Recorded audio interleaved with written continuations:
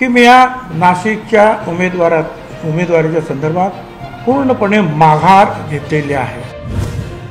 परंतु हा तिढा जो आहे हा कुठेतरी सुटला पाहिजे आणि कामाला लागलं पाहिजे आणि म्हणून मी स्वतः जे आहे या निवडणुकीतून माघार घेतो आहे आणि ज्याने मला सपोर्ट जाहीर केला।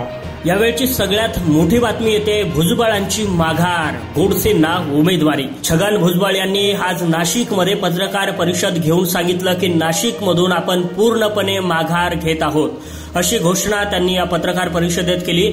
मला संपूर्ण मराठा बांधवांचा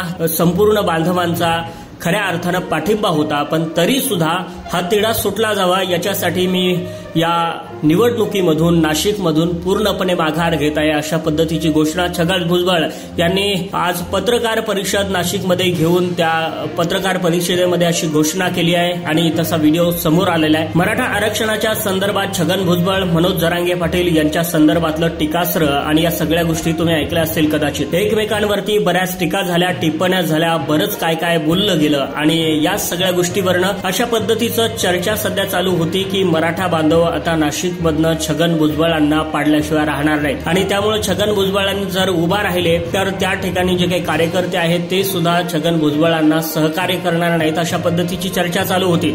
मराठा बांधवांनी या सगळ्या गोष्टीला टपून खऱ्या अर्थानं धरलं होतं, पण तत्पूर्वी या सगळ्या गोष्टी घडण्यापूर्वी छगन भुजबळांनी नाशिकमधून माघार घेतली आणि तशा पद्धतीची घोषणा सुद्धा त्यांनी पत्रकार परिषद घेऊन सांगितलेली आहे।